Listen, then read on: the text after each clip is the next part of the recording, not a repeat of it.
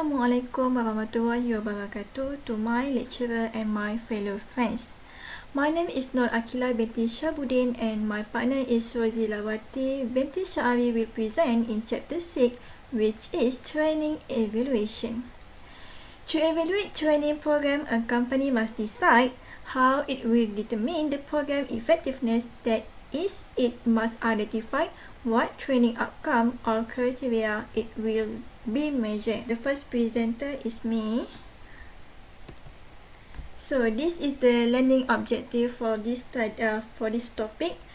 First, explain why evaluation is important. That is, identify reason for evaluating program. Second, discuss the evaluation process. Third, outcome in the evaluation of training. Then, to determining whether outcome are appropriate. 5 evaluation practices, and lastly evaluation design. So this is the key term for evaluation training. Firstly, training effectiveness. Training effectiveness is refers to the benefit that the company and the trainees receive from the training. Ia beri manfaat untuk pelatih dan mungkin termasuk belajar kemahiran atau tingkah laku yang baru. Faedah untuk syarikat itu mungkin merangkumi peningkatan jualan dan pelanggan yang lebih berpuas hati. For the training outcome or criteria, it measure to evaluate training effectiveness. Ia adalah untuk menentukan kebesaran latihan dan penilaian dalam training tersebut. Third, training evaluation is the process of determining training effectiveness. The outcome include training satisfaction with the course, knowledge about how to operate the bus, safe driving behavior, and accident rates. And lastly, for the key term is evaluation design, is when how the data will be collected for the training evaluation. It will be used to determine the effectiveness of the program.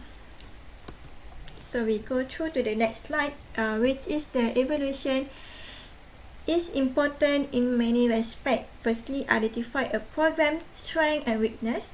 Second, assess what furthers of training content and context matter. Third, identify which training are benefited. Fourth, gather information from marketing training. Next, determine financial benefit and cost of the program. And lastly, to compare the cost and benefit, which is training versus non-training investment. And next, different training program to choose the best program. So this is the reason for evaluating design. There are two types for evaluation, which is summative, formative, and summative. Penilaian formatif dan summative menunjukkan bahawa penilaian latihan melibatkan kita meneliti program sesuatu, iaitu sebelum dan selepas program. Formative evaluation is refers to evaluation of training that take place during program design. It helps to ensure training is well organized, runs smoothly, and that trainees learn are satisfied. It provides information on how to make a program better. So, formative evaluation dilakukan sama ada secara individu atau berkumpulan sebelum program ini disediakan untuk seluruh syarikat dan program-program yang dilakukan. Pelatih juga akan terlibat untuk mengukur keperluan semasa program. Next, we go through to the summative evaluation, which is, it refers to evaluation conducted to determine if training has led to the desirable outcome. Examine whether trainees have improved and or acquired knowledge, skill, attitude, behavior, or other outcome. Summative evaluation includes examining the business impact of training. So, summative evaluation ni biasanya penilaian summative akan melibatkan pengumpulan data kuantitatif, iaitu numerical true test, penilaian tingkah laku atau objective measure.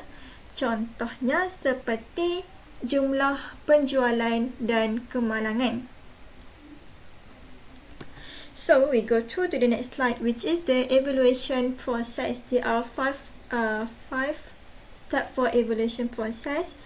At the left, we can know the step to remember the terms for evaluation process, which is conduct, develop, measurable, develop outcome, plan and execute, and lastly choose. For the conduct, need analysis. This is the first process for evaluation process. Second, develop measurable learning, objective and analyze transfer of training. Third, develop outcome measure. Fourth, choose and evaluate. Third, develop outcome measure. Fourth, plan and execute strategy. And lastly, choose an evaluation strategy. Alright, so this is the penerangan for evaluation process. The evaluation process should be begin with determining trainees' need as discussed in chapter 3, which is need assessment. Need assessment also help identify whether the training is expected to have an impact. To identify specific measurable training objective to guide the program is in chapter 4. Chapter 4 menunjukkan betapa pentingnya dalam mempertimbangkan jangkaan individu yang menyokong program dan mempunyai kepentingan kepada pihak-pihak tertentu, contohnya trainees, trainer and manager. Next, analysis of the work environment to determine transfer of training, which is discussed in chapter 5. Which is program design, ia digunakan untuk menentukan kandungan latihan yang akan digunakan di tempat kerja. Alright, once the outcome have been identified, the next step is to determine an evaluation strategy. Factors such as expertise, how quickly the information is needed, change potential and the organizational culture should be considered in choosing a design. Planning and executing the evaluation involve previewing the program with a formative evaluation as well as collecting trainees' outcome based on the evaluation design. The results of evaluation are used to modify, market or gain additional support for the program. So, we go through to the next slide, which is Kirkpatrick model of the training evaluation. There are five levels for the Kirkpatrick model, which is level 1 reaction, level 2 learning and cognitive behavioral skill and effective, level 3 transfer, behavioral skill outcome, level 4 result, and lastly level 5 is return on investment. So the first level is reaction. Trainees' perception of the training experience relating to the content, facilities, trainer and method, which is learner satisfaction. Untuk kursus seperti latihan kepelbagaian atau latihan etika, reaksi pelatih sangat penting kerana mempengaruhi tahap penerimaan pelajar terhadap perubahan sikap. Key question to consider include did the trainee like the program? Did the environment help learning? And lastly, was the material meaningful? Typically, reaction measured at the end of the training. It used survey and interview for the test of the reaction. The next slide is the Net Promoter Score, which is NPS. NPS refers to a score designed to measure satisfaction by asking them to rate likelihood of recommending it to a peer by using a 0 to 10 point scale.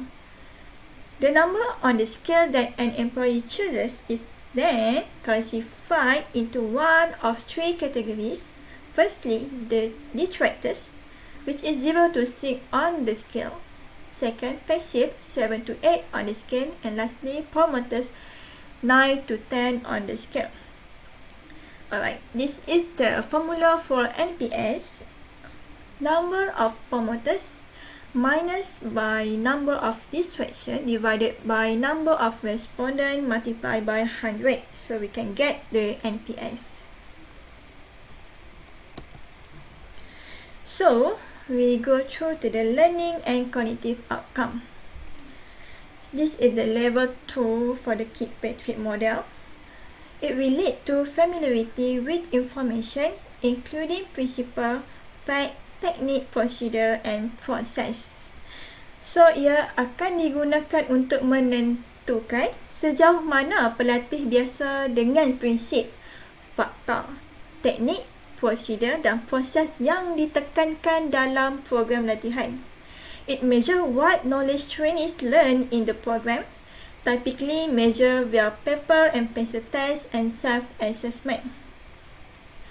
Then, test and quizzes often preferred over self-assessment, iaitu kepada anggaran pelajar tentang seberapa banyak yang mereka tahu atau telah belajar daripada latihan tersebut.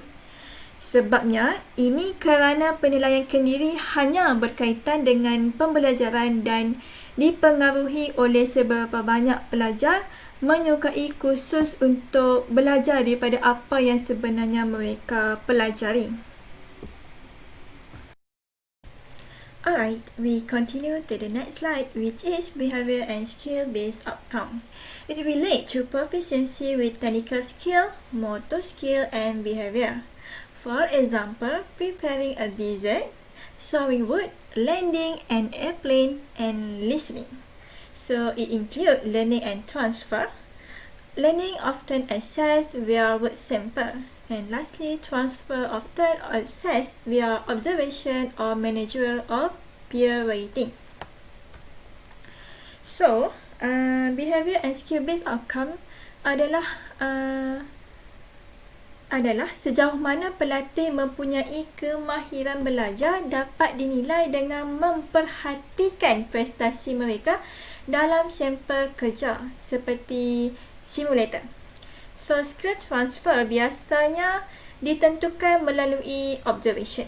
Sebagai contoh, seorang pelajar perubatan boleh melakukan pembedahan sementara pakar bedah memerhatikan dengan teliti, iaitu dengan memberi nasihat dan bantuan jika diperlukan.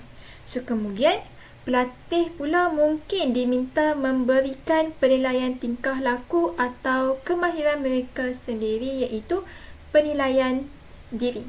Dan akhir sekali, rakan sebaya, pengurus atau orang bawahan juga mungkin diminta untuk menilai tingkah laku atau kemahiran pelatih berdasarkan pemerhatian mereka.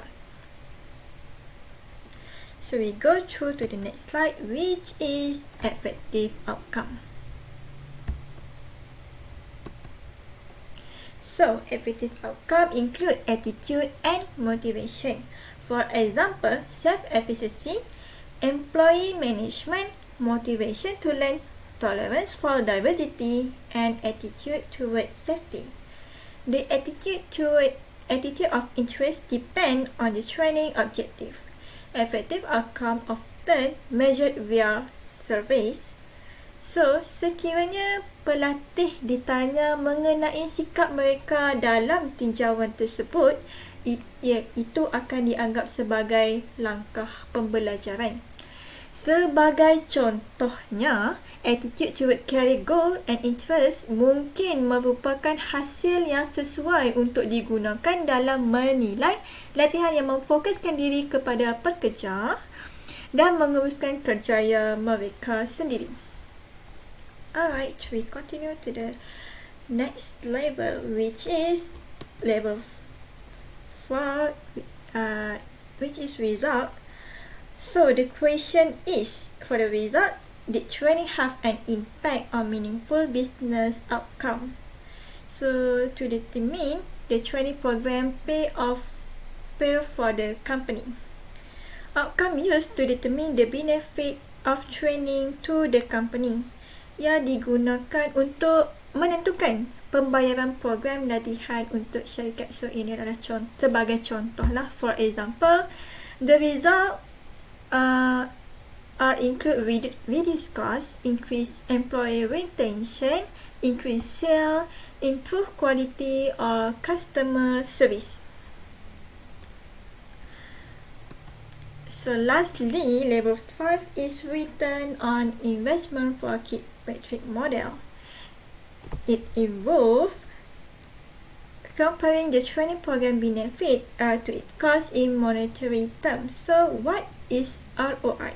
ROI is a performance measure used to evaluate the efficiency of an investment or compare the efficiency of a number of different investments. So the ROI is often referred to as a level 5 evaluation. So if the benefit is the value the company gains for the direct cost, salaries for employees involved in training, program material, facilities, and travel. For the indirect cost, the cost not related directly to design and delivery. So we go through to the last slide, which is the outcome used in the evaluation of training program.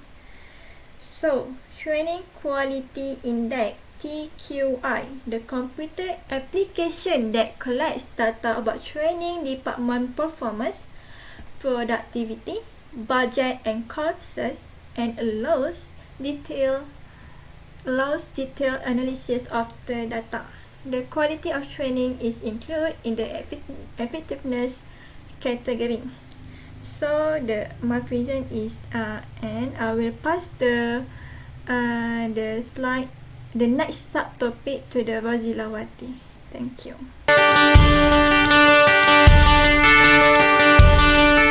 Okay, then shall we start? Let's start. Assalamualaikum and hi everyone. Thank you for my friends Nur Akila on the first sections of this presentation. Now I'm going to continue on the appropriate trainings outcome. First of all, I would like to introduce myself. My name is Rozilawati binti Syari. Let me start with a question.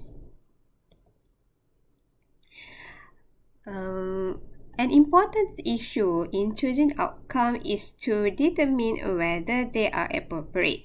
That is, are these outcomes the best one to determine whether the training program is effective? So, appropriate training outcomes needs to be relevant, reliable, discriminative, and practical. Okay, which to choose? Okay, the criteria relevance refers to the extent which outcomes are related to the learning capability that emphasized in the training program. So this learning capability required to succeed in the training program, which should be same as those required to be successful on the job. Okay, next is the reliability.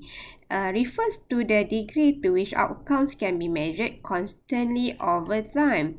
Okay, this criteria, for example, a training for give a restaurant employee a written test measuring knowledge of safety standard.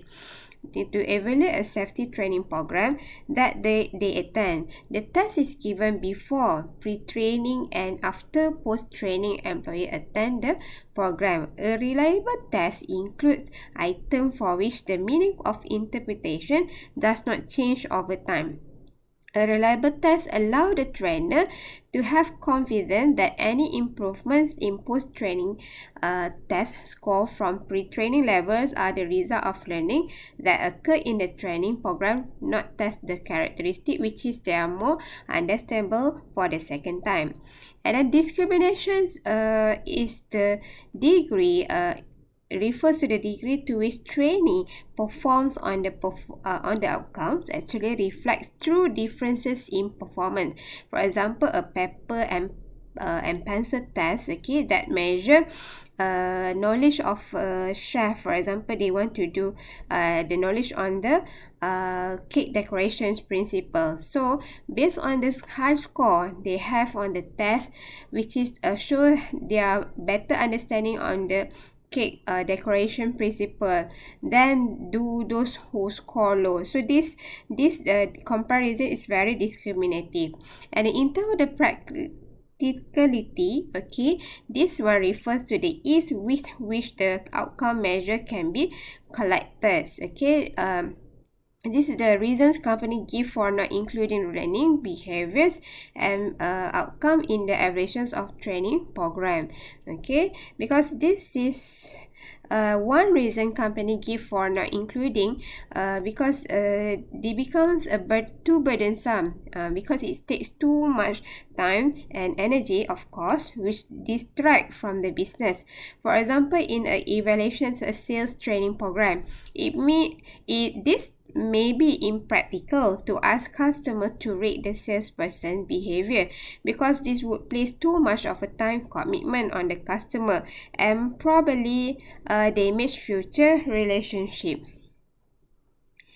Okay, next is the this figure shows the criterion deficiency between the relevance and the contaminations. Okay, what is the criteria contamination? This is the extent that trainings measure inappropriate capabilities. Okay, mana dia tak does not measure what the trainees wants and are affected by extraneous condition.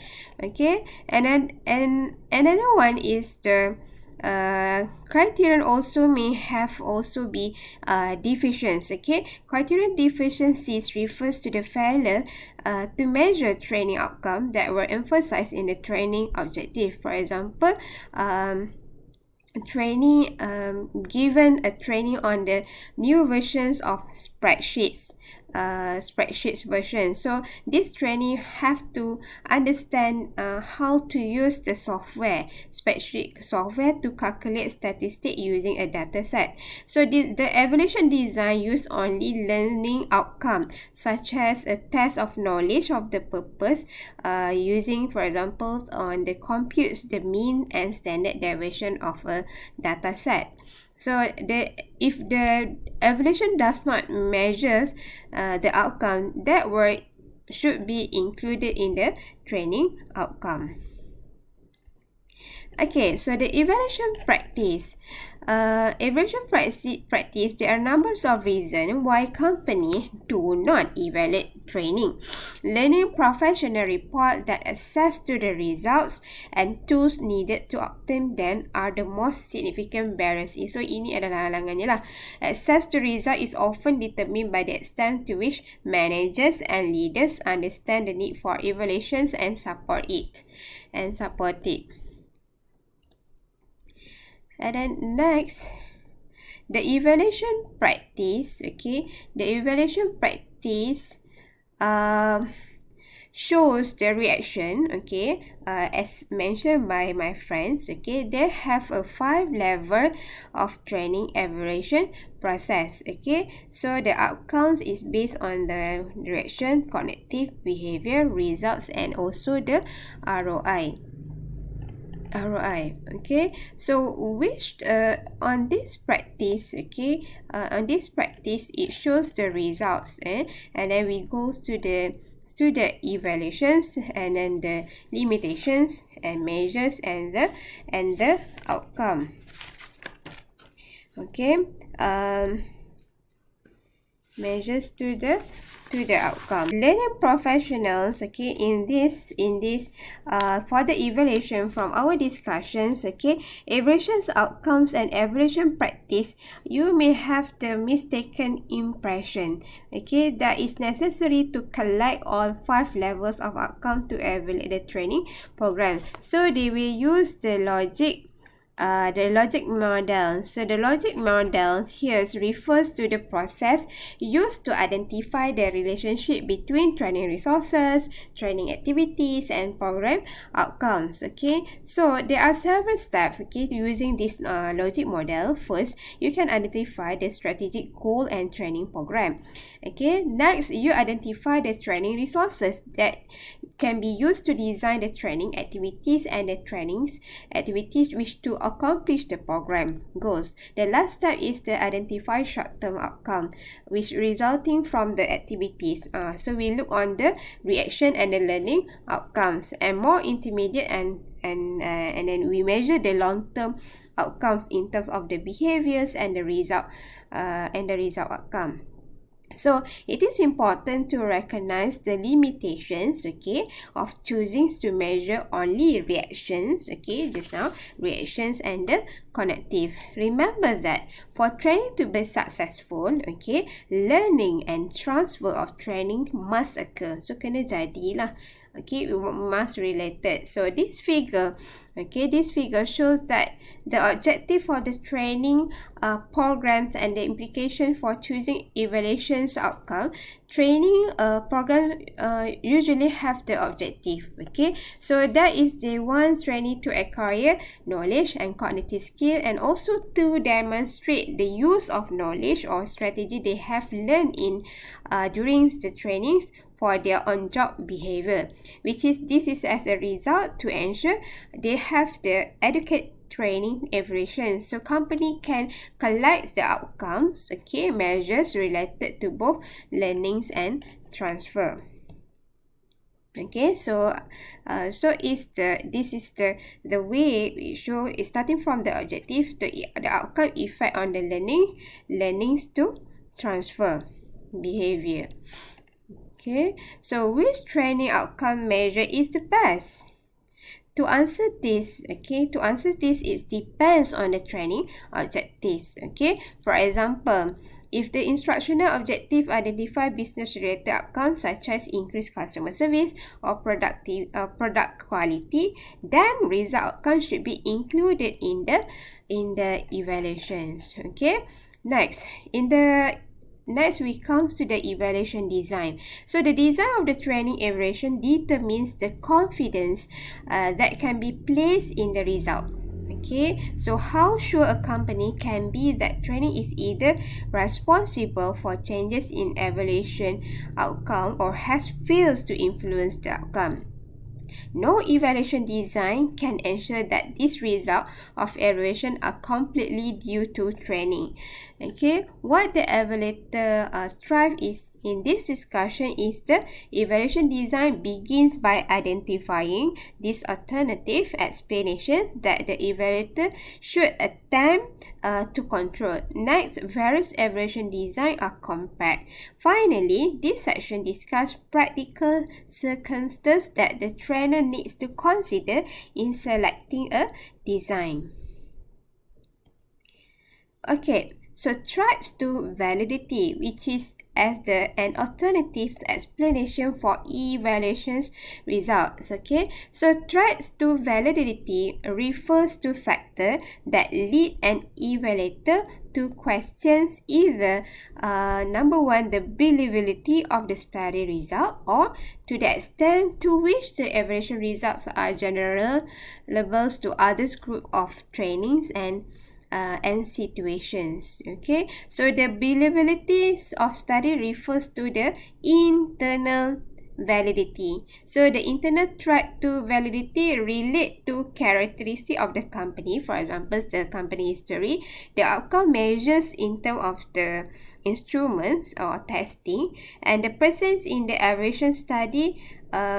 We go for the maturation, regressions towards the mean, mortality, initial group difference. So these characteristics can cause the evaluator to reach the wrong conclusions about the effectiveness, about the training effectiveness. Okay.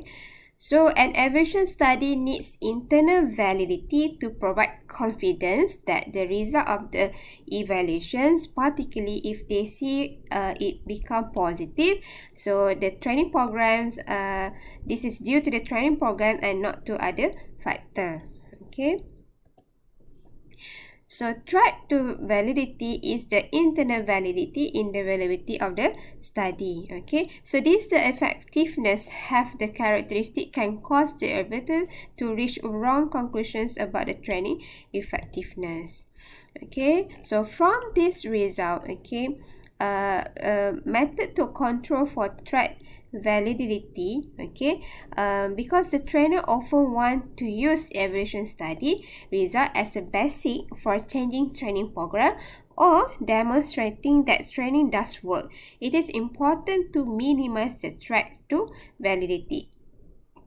There are three ways to control for this threat. Okay, number one, use pre-test and post-test. Number two, use a control group, and the last one is the random assignment. Okay, so for the number one, pre-test and post-test, okay, this is the one way to improve the internal validity of the study result is to first establish a baseline or pertaining measures of outcome. Okay, next, number two, second way is the use of comparison group. The internal validity can be improved by using a control or comparison group. Okay, in the Hortons and Hortons, okay, refers to the employee in evaluations, okay, evaluation study performing at high level simple because of the attentions they are receiving. They use a comparison group helps to show that any effect observed are due specifically to the training rather than the attention the trainees are receiving. Okay, and the last one is the randomly assignment. Okay, random assignments refers to assigning employee to the training, okay, or comparison group on the basis of chance alone. So that is, employees are assigned to the training program without consideration of individual differences tanpa memikirkan perbezaan individual based on their ability or motivations or their prior experience. Okay, so random assignment usually help ensure that trainees are similar in individual characteristics such as age, gender, ability, and motivation. Because this is impossible to identify and measure all the individual characteristics which influence yang mana mempengaruhi the outcome measure. Random I will continue on the types of evaluations designs. Okay, a number of different design can be used to evaluate training program. So this is to compare on the basics. Okay, on the basic, what are the evaluation design that we can use for the evaluation design.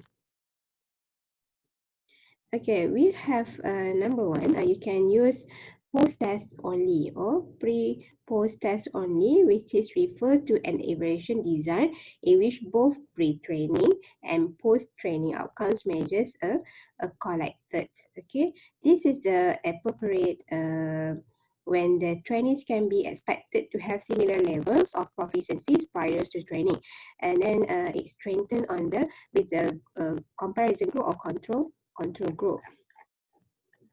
Okay, next is the pre-test or post-test. Okay, so pre-test is referred with the comparison group, refers to an evaluation design that includes training and a comparison group. So is there a difference in outcome before and after training? So of course they have a differentiation. Okay, the last one is the time series. Time series, okay, time series refers to the time series. Okay, time refers to the evaluations design in which trainings outcomes are collected at the periodic interval both before and after trainings.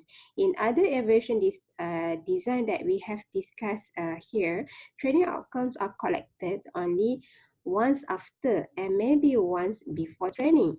Okay, the strength of these designs, okay, the strength, this can be used improved by using reversal.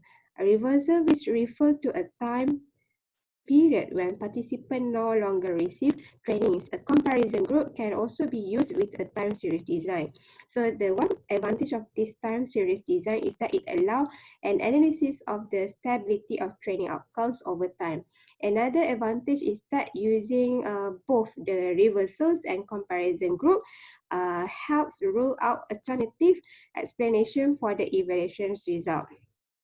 So the time series design is frequently used to evaluate training programs that focus on improving readily observable outcomes. Okay, for example, such as the accident rates, productivities, and absenteeisms that vary di perbezaan for overtime. Okay, and then next is the Solomon 4 group. Okay, the last one. Solomon 4 groups designs combines the pre-test or post-test comparison group design and the post-test only control groups designs. So in the Solomon 4 groups design, a training groups and comparison groups are measured on the outcome, both sama ada both before and after training. And other training groups and control groups are measured only after training. So this design control to most threats to internal and external validity. However, this design is not frequently used in training evaluations because it's very complex and the numbers of groups are required.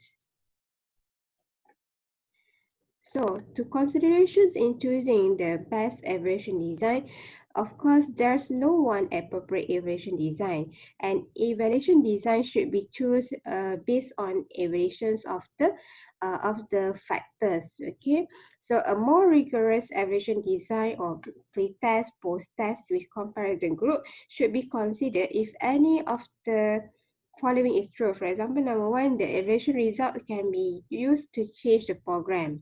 Okay, next, number two, the training program is ongoing and has the potential to have an important influence, okay, on employee or customer. The training program also involve multiple classes and large number of training. So the cost justification for training is based on numerical indicator. Here, the company has a strong orientations towards evaluations. So trainer or others, the company have the expertise either to the budget to choose to purchase the expertise from outside of the company to design and evaluate the data collected from evaluation study. And then the cost of training also significant, creates a need to show that it works, okay? Is there is a sufficient time, okay, and interest to conduct an evaluation. Here is the information regarding the training effectiveness is not needed immediately. There is an interest in measuring change in terms of knowledge, behavior, skills, etc., proper training level, or in comparison two or more different programs. So we come with the last one for this topic, training evaluation. In my conclusions, okay, the evaluation provide information used to determine training effectiveness. Okay, a good evaluations require thinking about evaluations before conducting training. So when in the outcomes, we have to choose appropriately, and it goes together with the learning objective and transfer the knowledge.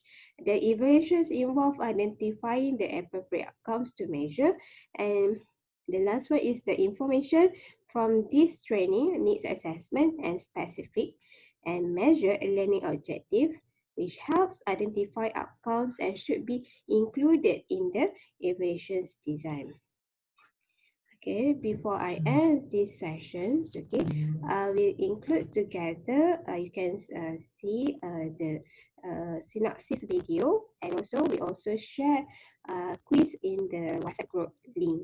Okay, so before I end my presentation, okay, just a few quotes here from Kim Peterson Bamboo HR.